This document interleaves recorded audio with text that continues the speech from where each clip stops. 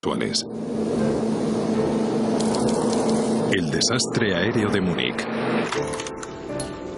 6 de febrero de 1958, aeropuerto de Múnich, Alemania Federal. Un piloto británico se preparaba para llevar de vuelta a casa a un grupo muy especial de pasajeros. El equipo de fútbol del Manchester United. En los años 50 eran los deportistas más famosos del planeta. En el estadio de Wembley, todo el mundo, desde la reina hasta el hincha más antiguo, están muy nerviosos. El Manchester United era probablemente el mejor equipo del país. Me uní al club en diciembre del 57. Harry Gregg era el portero estrella del equipo. Embarcamos en el avión. Era un charter, un vuelo charter. Éramos un gran equipo. Tras jugar un importante partido en Yugoslavia, el equipo se había clasificado para las semifinales de la prestigiosa Copa de Europa. El avión tenía que hacer escala en Múnich porque no podía hacer el trayecto Belgrado-Manchester sin parar a repostar. Los 21 jugadores y el resto del equipo viajaban por todo lo alto. Iban en el Airspeed Ambassador de la British European Airways, un avión bimotor que también se conocía como Elizabethan. El capitán era James Thane, de 36 años de edad. Había sido piloto en la Real Fuerza Aérea Británica y tenía una impecable hoja de servicio. Era un hombre extraordinario. Era muy recto y honrado. Y tenía una fuerte personalidad.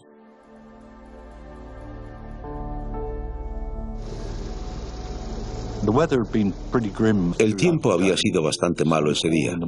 La nevada de la mañana había dado paso a temperaturas solo por encima del punto de congelación. Cuando el capitán Thane terminó su inspección prevuelo, los jóvenes deportistas se acomodaron para iniciar su viaje de regreso.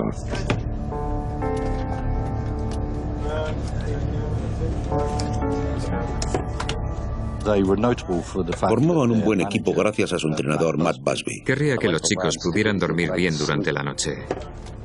Había formado un equipo con jugadores relativamente jóvenes y por eso se les conocía como los Busby Babes. Los Busby Babes empiezan el segundo tiempo con fuerza. Éramos un equipo joven y estupendo y me siento muy orgulloso de haber formado parte de él. Chicos, os daré la oportunidad de recuperar vuestro dinero cuando despeguemos, ¿vale? Con el equipo viajaban 11 de los mejores periodistas deportivos de Inglaterra con muchas ganas de escribir sobre los últimos éxitos del Manchester United. También iban a bordo algunos pasajeros yugoslavos que viajaban a Inglaterra. En total había 38 pasajeros en el avión. ¿Cómo está todo ahí fuera? La acumulación de nieve es mínima, no es necesario quitarla. Vámonos a casa. Encantado. El copiloto de 38 años, Kenneth Raymond, había sido piloto en la Segunda Guerra Mundial. También era capitán de Elizabethan y llevaba más tiempo que Thane en la aerolínea. Los dos eran pilotos con mucha experiencia. El equipo del Manchester United no podía haber tenido una mejor tripulación de vuelo. Eran muy buenos amigos y evidentemente eran capitanes los dos, así que volaban juntos bastante a menudo. Raymond y Thane habían acordado que en este vuelo se intercambiarían los asientos. Como el capitán Raymond iba a pilotar el avión y estaba acostumbrado a pilotar en el asiento de la izquierda, ahí es donde se sentó, en el asiento de la izquierda. Filtro y mando de gases abiertos, conducto intercomunicador cerrado. Iba en contra de la política de la compañía que establecía que el comandante siempre debía ir en el asiento izquierdo. Sin embargo, era una regla que se infringía con frecuencia. Apertura de aceleradores y mandos de gases, 2,5 centímetros. Filtro de aire y RAM lateral. Filtro de aire y RAM lateral. Sistema de ignición apagado. Sistema de ignición apagado.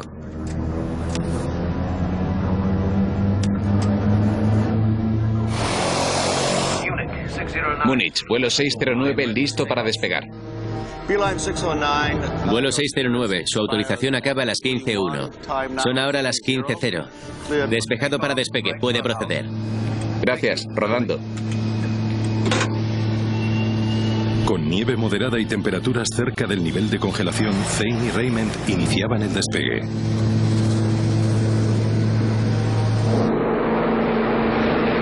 Máxima potencia. Máxima potencia. Yo estaba leyendo un libro que me había dejado uno de los chicos. Estaba leyendo cuando empezamos a acelerar por la pista. Miré por la ventanilla, pero no vi nada extraño. Las temperaturas y las presiones son correctas. 90. 100. La velocidad de despegue era de 119 nudos. Abortando despegue. De repente las ruedas se plegaron y se volvieron a desplegar y el avión empezó a patinar y quedó atravesado en medio de la pista. Lo siento, el motor ha sobreacelerado. 609, despegue abortado. Torre, por favor, repita. Despegue abortado. ¿Podemos dar marcha atrás? Cambio. Sobreaceleración del motor. Creo que sí, sí. El problema fue la sobreaceleración que tuvo ese motor en particular y ese avión en concreto. Era un motor Bristol Centaurus, que son propensos a eso, sobre todo en aeropuertos que están a grandes altitudes.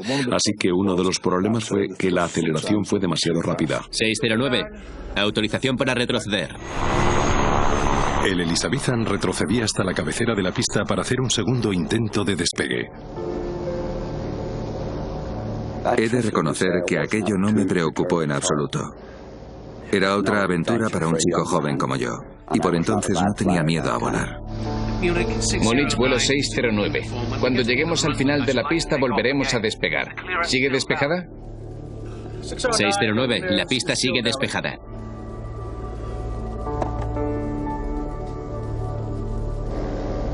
Señoras y señores, les pedimos disculpas por haber tenido que retroceder. Volvimos a la cabecera de la pista, nos sentamos y el avión volvió a acelerar. Aceleró a lo largo de la pista y esta vez presté más atención.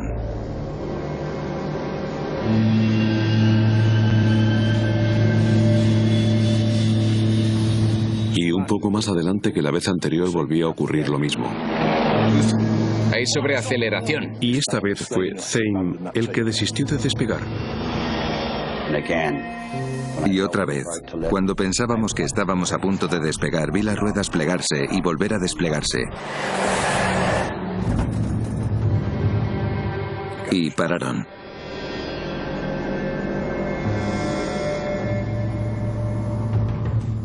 Múnich, vuelo 609. Abortando de nuevo despegue. Recibido. Permiso para retroceder en pista. Y entonces el piloto dijo: Les pedimos disculpas, hemos tenido un problema técnico que estamos intentando arreglar. Vamos a volver a la terminal para revisarlo. No hay motivo de alarma y esperamos estar en el aire en breve.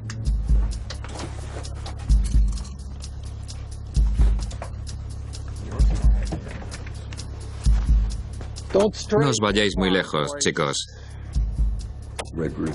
Volvimos a la terminal y todos fuimos al bar. Bill Black, el ingeniero de estación, había visto los dos intentos de despegue y evidentemente fue al avión, se metió en la cabina de mando y preguntó: ¿qué ocurre? ¿Por qué no han despegado? Hemos tenido una sobreaceleración de motor que ha sobrepasado 60 esta vez. Dijeron que era un fenómeno bastante común en el motor del Elizabethan por la altitud de Múnich. Dijeron que no era motivo de alarma y que les había aconsejado que al acelerar, si experimentaban sobreaceleración, abrieran lentamente el mando de gases, redujeran potencia y volvieran a acelerar hasta alcanzar máxima potencia gradualmente.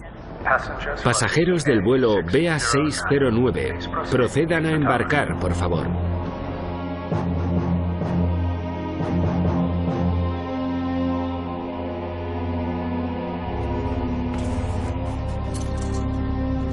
En cuestión de 5 minutos hicieron desembarcar y volver a embarcar a los pasajeros, y aquello fue toda una sorpresa porque habían tenido 2 despegues fallidos y les estaban pidiendo que volvieran a embarcar.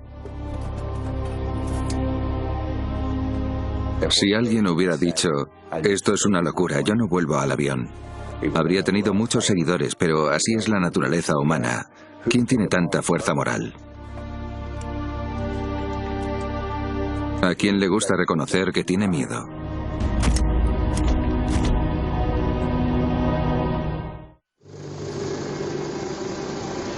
El vuelo 609 de la BEA se preparaba para su tercer intento de despegue en el aeropuerto de Múnich. El avión que llevaba al equipo del Manchester United había llamado mucho la atención en el interior de la terminal.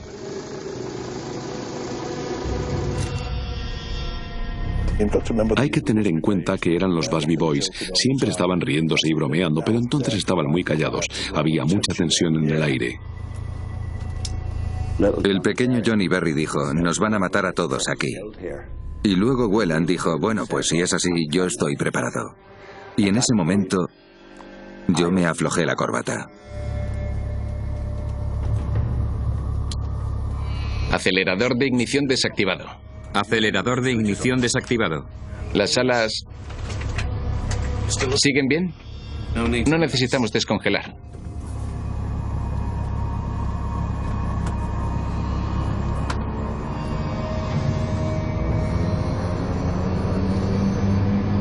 Torre de Múnich. Vuelo 609 listo para despegue. Cambio. Vuelo 609. Cancelaremos autorización si no despega a las 04. Hora actual 02. Recibido. Entiendo. Válida hasta 04. El capitán Zane tenía solo 2 minutos para que expirara su tiempo de despegue. Si el tercer intento fracasaba, el vuelo podía cancelarse y sus famosos pasajeros se quedarían en tierra alemana.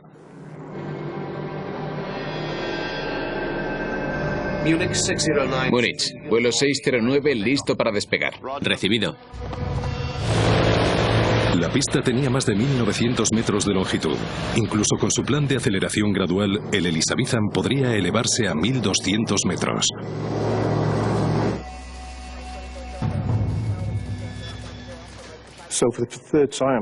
Así que por tercera vez ese día colocaron el avión en la cabecera de la pista, recibieron la autorización para despegar y se volvieron a poner en marcha. Máxima potencia. Máxima potencia. Las temperaturas y las presiones son correctas.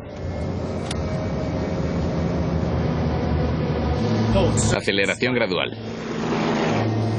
Notaron un poco de sobrecarga en el motor, por lo que retardaron ligeramente la aceleración y fueron acelerando gradualmente. Máxima potencia de nuevo.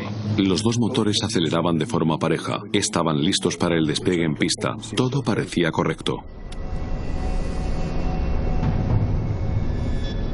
Los pilotos saben lo que hacen, chicos. Creo que en ese avión había gente mucho más asustada que yo.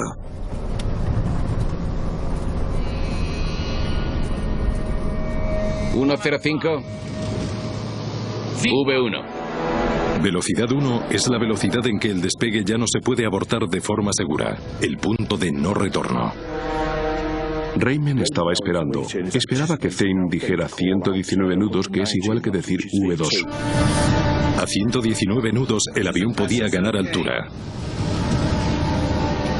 Pero algo no fue bien. Y de repente perdieron velocidad. No vamos a poder.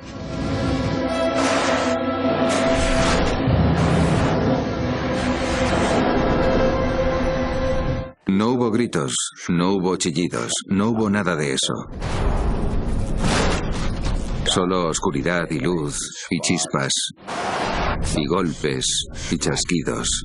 Es imposible de describir.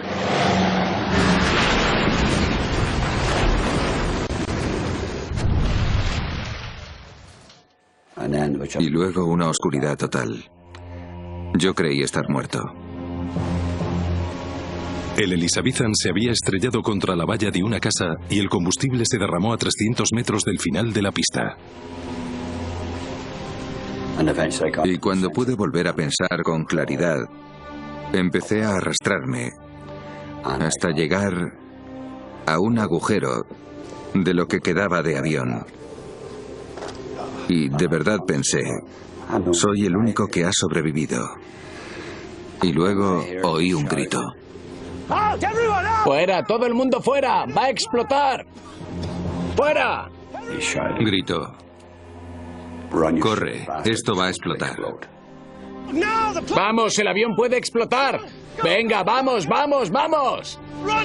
¡Vamos! Y también oí llorar a un niño. Y grité, vuelve. Volved, hay gente viva ahí dentro.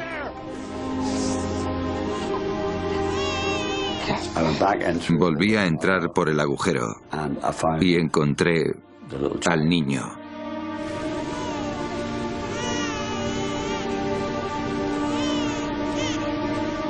Luego fui al otro lado y encontré a Matt Busby, el jefe.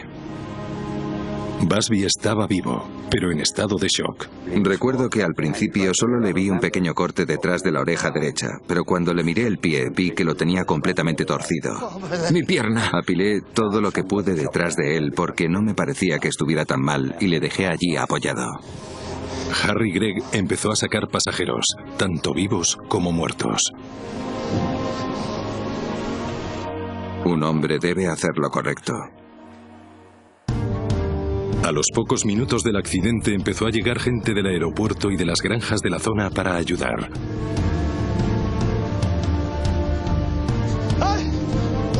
El copiloto está atrapado ahí dentro. ¿Podéis ayudarle? Dos hombres alemanes subieron al ala y sacaron de entre los escombros a Kenneth Raymond. Estaba malherido.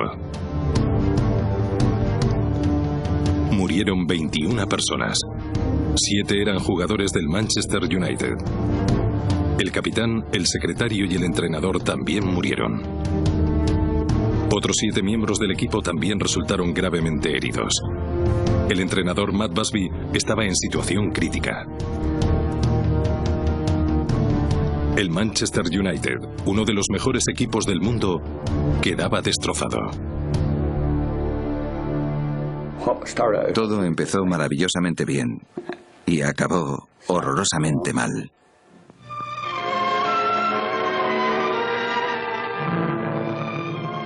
Cerca de Múnich se ha producido un accidente aéreo de una aerolínea británica. Fue un accidente de aviación muy notorio. La situación era complicada. No había pasado mucho tiempo desde la Segunda Guerra Mundial. Teníamos 2 pilotos al mando del avión que, curiosamente, habían servido en la Real Fuerza Aérea Británica durante la guerra. Múnich, evidentemente, había sido la cuna del partido nazi, por lo que podía haber un conflicto entre el gobierno británico y el alemán. Había que actuar con mucha cautela. A las 10 de la noche del 6 de febrero, 6 horas después de la colisión, el hombre al que le asignaron la investigación llegaba al lugar del accidente. Hans Reichel fue el responsable de la investigación de la Alemania Occidental. Tenía bastante experiencia. Era un hombre de 57 años de edad. Había servido en la Fuerza Aérea de la República Federal de Alemania y también había trabajado en la compañía aérea Lufthansa. Por tanto, no había duda de que era un piloto muy cualificado.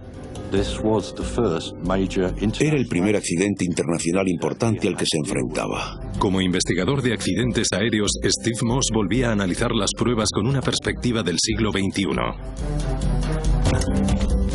Me pareció que había llegado a Múnich con muy poco equipo. Y de hecho,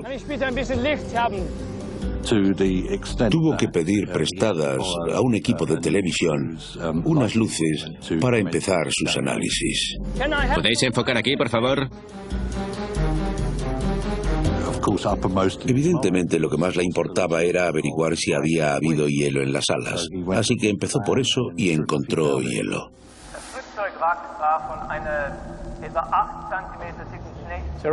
El avión siniestrado estaba cubierto por una capa de nieve de unos 8 centímetros de grosor. Se podía quitar con la mano sin dificultad. Debajo había una capa de hielo en la superficie del ala. Aquí. Reichel vio que las únicas superficies sin hielo eran las más próximas a los motores. Dio por supuesto que la totalidad del ala estaba cubierta de hielo antes de la colisión y que durante los intentos de despegue las hélices eliminaron el hielo que había detrás de ellas. El día después del accidente, los investigadores analizaron más exhaustivamente el lugar. Examinaron las marcas de las ruedas que alcanzaron los 50 metros de longitud y llegaron casi hasta el final de la pista. Las marcas de la pista indicaban que el avión no había alcanzado altura. Y eso reforzó la idea de Reichel de que la causa del accidente había sido el hielo en las alas. Desde el momento en que se ha conocido la noticia, Manchester está de luto. Mientras millones de personas esperan ansiosamente recibir noticias de los heridos, el personal sanitario del hospital trabaja día y noche para salvarlos. Matt Busby está muy grave. Durante 2 días se ha debatido entre la vida y la muerte, ya que tiene uno de los pulmones totalmente destrozado. Pero hemos sabido que Matt ya se encuentra fuera de peligro. 6 de los 7 jugadores heridos se recuperaron. Pero el equipo perdió a una de sus grandes estrellas. Duncan murió. Creo que murió a los 10 días. Sí. Hasta la fecha, muchos recuerdan a Duncan Edwards como el mejor jugador de Inglaterra de toda la historia. El copiloto Kenneth Raymond también murió como consecuencia de una lesión cerebral. Máxima potencia. Máxima potencia. James Stein se quedaba solo y se enfrentaba a una avalancha de preguntas.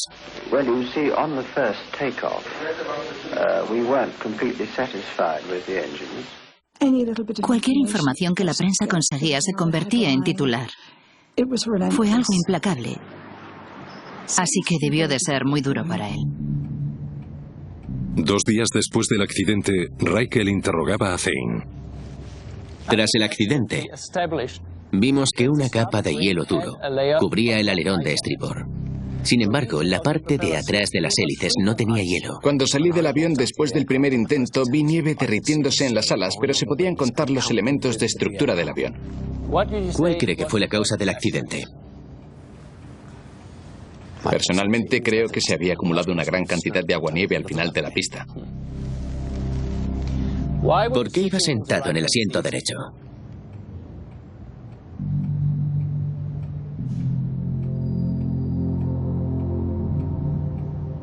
La gente empezó a especular incluso antes de que comenzara la investigación sobre la causa del accidente. 2 meses después de la colisión, en abril de 1958, se ponía en marcha una investigación alemana. ¿Puedo empezar? La investigación alemana pareció desde el principio jugar un papel de adversario contra alguien que estaba siendo juzgado y que debía demostrar su inocencia. Zane sabía que había algo extraño y que estaba entre las cuerdas. Hans Raikkonen utilizó el testimonio de testigos que afirmaron haber visto hielo en las alas y la propia declaración de Zane de que no había realizado el procedimiento de deshielo antes del despegue. Y era algo que Raikkonen no se quitaba de la cabeza. El hielo, no pensaba más que en el hielo. La tarde del accidente la temperatura rondaba los 0 grados centígrados. No hacía suficiente frío para que la nieve formara hielo.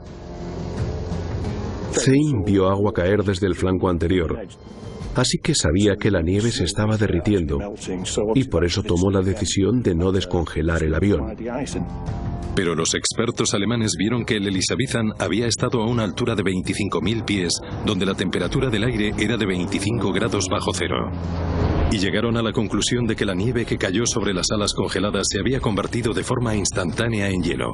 Zane rebatió esta afirmación. Descongelación activada.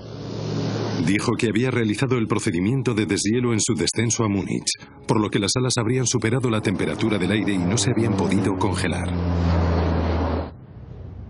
Zane parecía tener todas las respuestas, pero lo que no sabía era que Hans Raikkonen estaba a punto de presentar una prueba muy controvertida que lo cambiaría todo. La investigación del gobierno alemán del accidente de Múnich daba un giro decisivo con la introducción de una fotografía normal y corriente.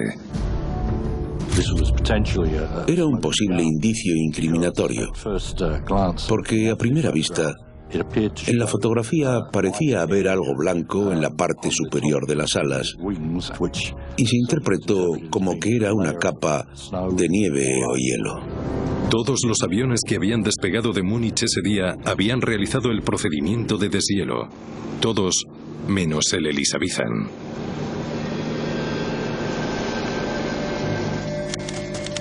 Para el investigador Hans Raikkonen, la decisión de la tripulación de no descongelar era la principal causa del accidente. Aparte del hielo, no he podido encontrar ninguna otra causa posible del accidente, ni que contribuyera a él. En cuanto a la casa que se encontraba al final de la pista, evidentemente era importante porque la aeronave se había estrellado contra ella. El impacto y la explosión hicieron que el accidente fuera todavía más mortífero. Pero las autoridades alemanas determinaron que, según la normativa, la casa estaba a una distancia adecuada del aeropuerto. Finalmente, los investigadores empezaron a plantear si la sobreaceleración del motor había sido una posible causa. ¡Vuelve a haber sobreaceleración! Descartaron rápidamente esa teoría. El problema de los motores no tuvo nada que ver con el accidente. Uno de los motores llevaba una especie de grabador de vuelo que indicaba que durante la aceleración los motores alcanzaron suficiente potencia para hacer despegar al avión. En marzo de 1959, un año después de la tragedia de Múnich, el gobierno alemán hacía público su informe oficial. Responsabilizaba del accidente a la flota del capitán James Stein.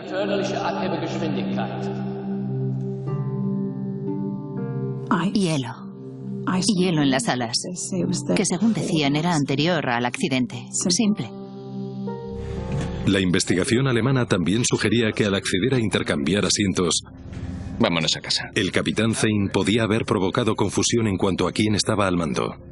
Y dijeron que el capitán Stein era el único responsable de la muerte de 23 personas y de diezmar el equipo de fútbol del Manchester United. Y eso debe ser una carga horrible.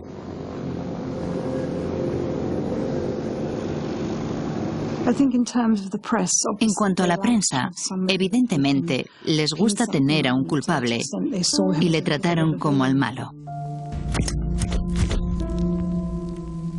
Está claro que le trataron muy mal, fue el chivo expiatorio. Un año después del accidente, la reputación de James Stein estaba destrozada. El antiguo oficial de la Real Fuerza Aérea Británica y experimentado piloto era ahora agricultor. El desastre de Múnich le atormentaba sin cesar. Recuerdo a mi madre y a mi padre horas y horas hablando de esto por las noches, porque mi padre estaba convencido de que había habido alguna fuerza externa que había afectado al despegue. Stein estaba seguro de que el hielo de las alas no había provocado el accidente y decidió iniciar una investigación por su cuenta. Mi padre era un hombre de una gran integridad y fortaleza y se propuso encontrar la verdadera causa del accidente. Pero en 1959 no había demasiadas herramientas forenses a disposición de nadie. Para empezar, un avión de ese tamaño tenía que tener un grabador de datos de vuelo, una caja negra y un grabador de audio de cabina. Y si podíamos tener esa información relativa al accidente de 1958 de Múnich, se aclararía totalmente el caso. V1.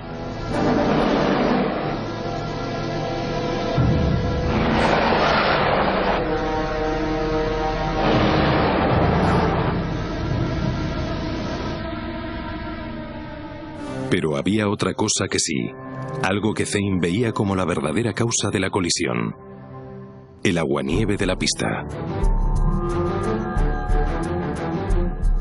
Es como ir conduciendo por una carretera seca en invierno y de repente empezar a conducir en una zona con aguanieve. Terry Townsend de Canadian Aviation Electronics está especializado en el estudio de contaminación de pistas.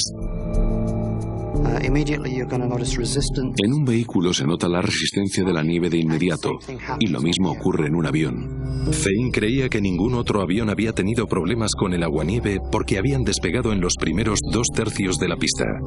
Como el Elizabethan había acelerado más lentamente por sus problemas de sobreaceleración, recorrió más pista cubierta de aguanieve. Se necesita más potencia cuando hay aguanieve. Stein averiguó que 9 años antes, un avión de TransCanada Airlines no había conseguido despegar en una pista con aguanieve de Vancouver. Se documentaron y averiguaron que un mínimo de 5 centímetros de aguanieve puede afectar negativamente a la velocidad de despegue que debe alcanzar el avión. El gobierno canadiense redactó una carta en la que alertaba a todas las aerolíneas. No es recomendable despegar en una pista con más de 5 centímetros de aguanieve. Dicha carta fue enviada también a la BEA, pero por alguna razón no tomaron ninguna medida y debieron de archivarla. El equipo de investigación alemán había descartado el aguanieve como posible causa e insistía en que había sido el hielo de las alas. Sin embargo, la investigación del capitán Zane reveló una increíble omisión. We quite fortuitously came across a witness who had made an inspection of the wreckage immediately after the accident. Karl-Heinz Seffer fue uno de los primeros en llegar al lugar del siniestro. Escaló hasta el ala para ayudar a sacar de entre los restos al copiloto Kenneth Raymond. Posteriormente sería interrogado por los equipos de investigación. Escalé hasta el ala derecha. No vi hielo ni en el fuselaje ni en el ala. Llevaba botas de goma. No había hielo, si no me habría resbalado. But when this report was read out to the first German commission, only part of it was read out. That part which included the evidence that he couldn't find any ice was left out. Fue una trampa, fue intencionado. Zane tenía que ser el chivo expiatorio, tenía que haber hielo en el ala, no podía haber contaminación en pista. A pesar de las declaraciones del testigo y de los controladores de tráfico aéreo que también apoyaban la teoría del aguanieve. Vuelo 609. Su autorización acaba a las 15:01. Los testigos más cruciales habían visto el avión iniciar el despegue de forma formal. Aproximadamente a mitad de la pista vieron cómo el avión elevaba el morro, un procedimiento estándar. Pero luego lo vieron volver a la pista, algo que no debe ocurrir. Esa importante prueba también fue omitida en la investigación. Es bastante significativo que los controladores de tráfico aéreo que utilizaron como testigos fueran los menos expertos y que no llamaran a declarar a los veteranos. La única persona que testificó sobre el aguanieve de la pista fue el encargado del aeropuerto de Múnich. Dijo que había inspeccionado la pista y había visto que había aguanieve de menos de 1 centímetro de grosor. El aguanieve puede ser difícil de medir porque puede variar de forma significativa a lo largo de la pista. El aguanieve puede ser de 1 centímetro en un sitio y de 10 en otro. Así que tienen que recogerse varias muestras para obtener una media razonable. También se cuestionaba la conclusión de Reichel sobre el hielo en las alas que supuestamente estaba allí antes del despegue, ya que las únicas zonas que no tenían hielo eran las de detrás de los árboles de hélices. El desafío científico a esta teoría provino de una fuente inesperada: la mujer del capitán Zane, Ruby. Era una mujer extraordinaria.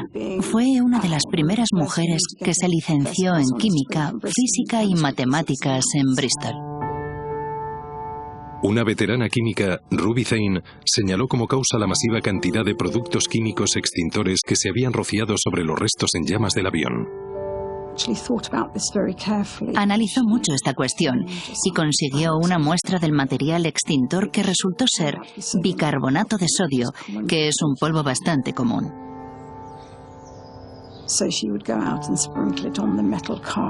Así que lo roció en el coche para simular un ala de avión. Y vio que si se mezclaba con hielo y agua, se congelaba a menor temperatura de la que se registró en Múnich esa noche. Los bomberos dirigieron sus mangueras a los motores principalmente. El experimento de Ruby podía explicar por qué el hielo no se acumuló en esas zonas, pero sí en el resto del ala, en las horas posteriores a la colisión. Con nuevas declaraciones de testigos y pruebas científicas irrefutables, empezaba a aparecer la otra versión de la historia. Si había sido por el hielo en las alas, era culpa del capitán. Él sería el responsable. V1. Y evidentemente, si había sido por el aguanieve de la pista, la responsabilidad era del aeropuerto.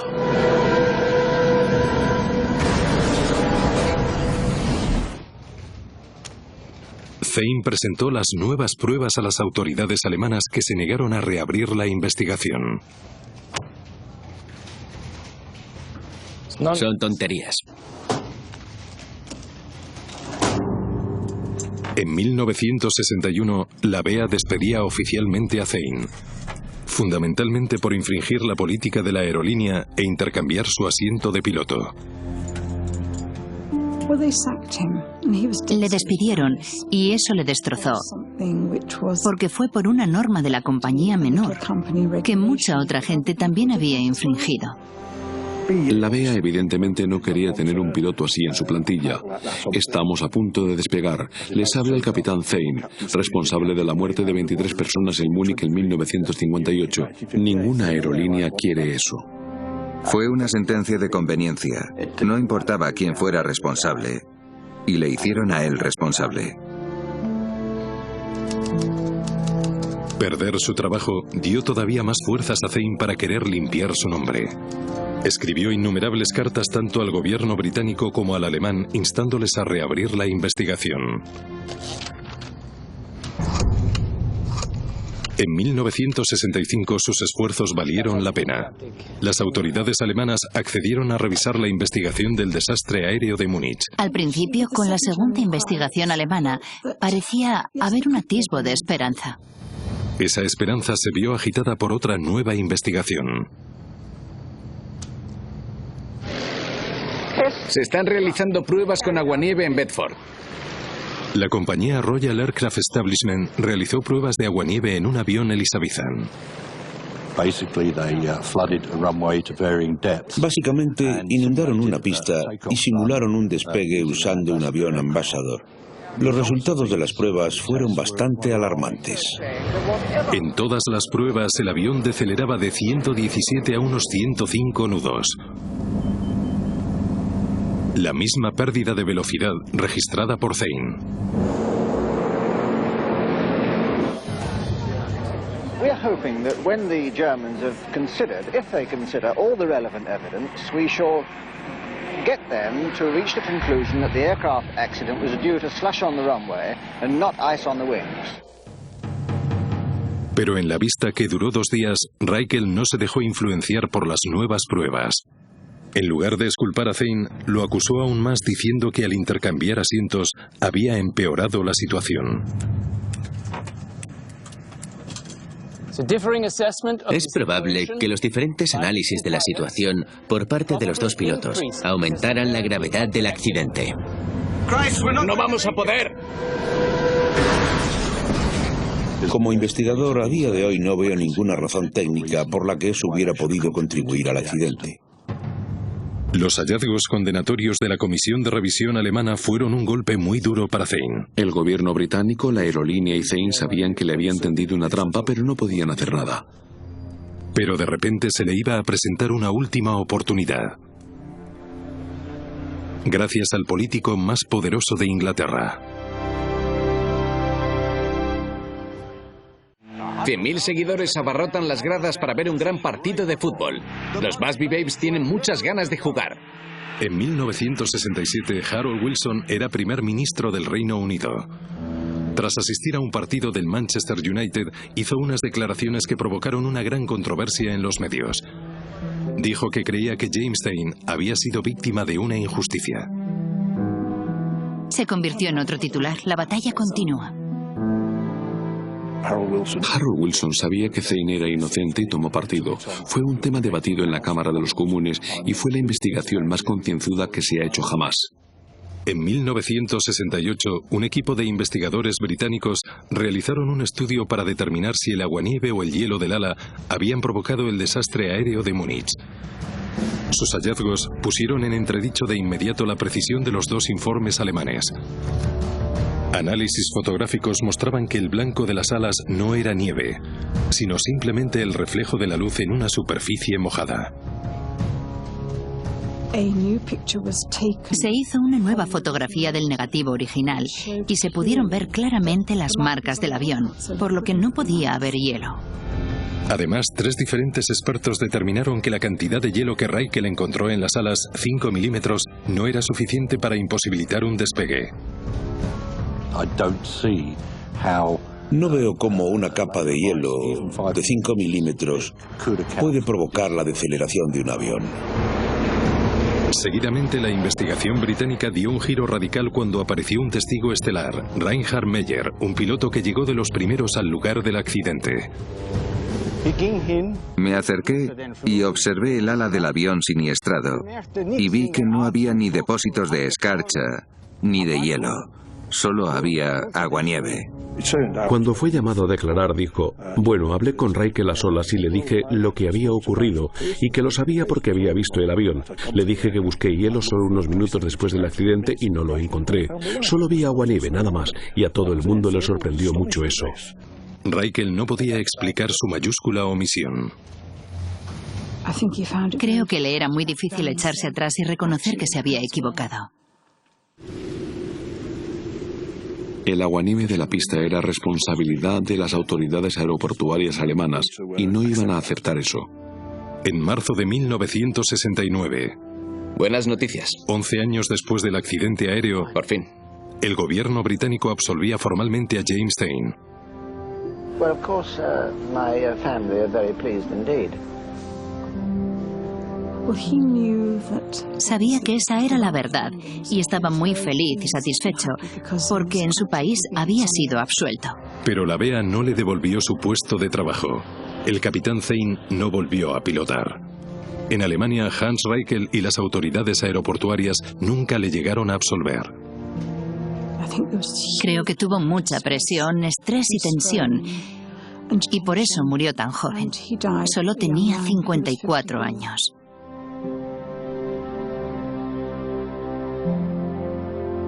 En Múnich hubo 23 víctimas y el capitán Zein fue la víctima número 24. 10 años después del accidente que acabó con la vida de 8 de sus jugadores, el Manchester United se convertía en el primer equipo inglés que ganaba la Copa de Europa. Por fin Matt Busby, el maestro del Manchester United, ha conseguido reunir a un equipo que puede ganar a los mejores de Europa. Una copa que pudieron haber ganado en 1958 de no haber sido por el desastre aéreo que destrozó al mejor equipo de fútbol que Inglaterra había tenido jamás.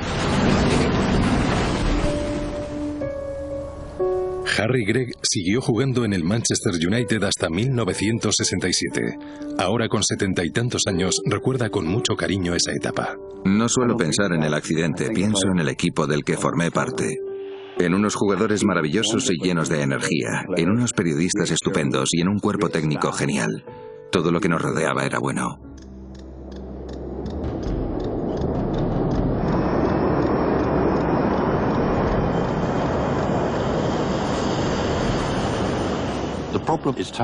Ahora se aborda el problema, y yo creo que fue por el accidente de Múnich.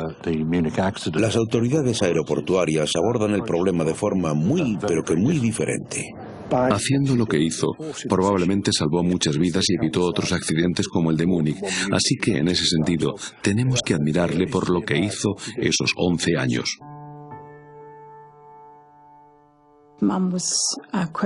Mi madre solía decir que era un hombre de una gran integridad. Me dejó una nota en un libro que decía: la diferencia entre lo imposible y lo posible es solo la determinación que uno tenga.